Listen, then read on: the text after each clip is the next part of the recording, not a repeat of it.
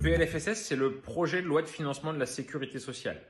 Il détermine les grands axes directeurs du financement de la sécurité sociale pour l'année à venir. Nous sommes donc en train de construire la loi de finances qui animera la sécurité sociale en 2022 et qui déterminera notamment l'ONDAM, l'objectif national des dépenses de l'assurance maladie.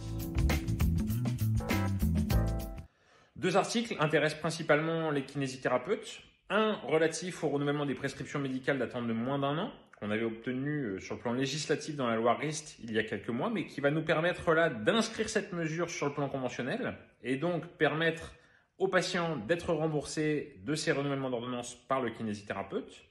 Et un autre qui lui est relatif à une expérimentation d'accès direct dans 6 départements, dans des conditions qui seront fixées ultérieurement par décret. Donc on n'en connaît pas encore toutes les modalités, mais si vous avez suivi un petit peu les débats, notamment au Sénat, vous avez pu voir que nous avions vraiment tout le soutien du ministre dans cette mesure.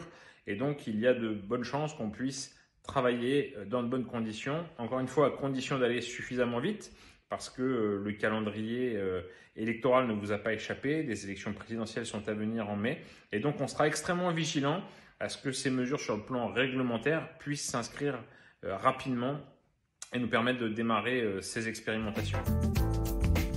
Savoir si c'est un bon PLFSS, c'est toujours difficile de répondre à cette question. Nous pouvons noter des volontés fortes de faire avancer les choses de la part des parlementaires. Je pense notamment à Stéphanie Rist et Thomas Mesnier, le rapporteur général, que je salue pour leur soutien. Je suis aussi d'un naturel assez prudent, car nous avons tellement vu d'avancées législatives dont les décrets d'application ne sont jamais sortis que je manifesterai ma joie que lorsque le ministre aura signé le décret. Pour comprendre ma prudence, la dernière expérimentation sérieuse que nous avons menée est celle relative à nos études. Il aura fallu plus de 25 ans pour atterrir sur quelque chose qui n'est pas entièrement satisfaisant, puisque nous ne sommes toujours pas pleinement intégrés à MMOP.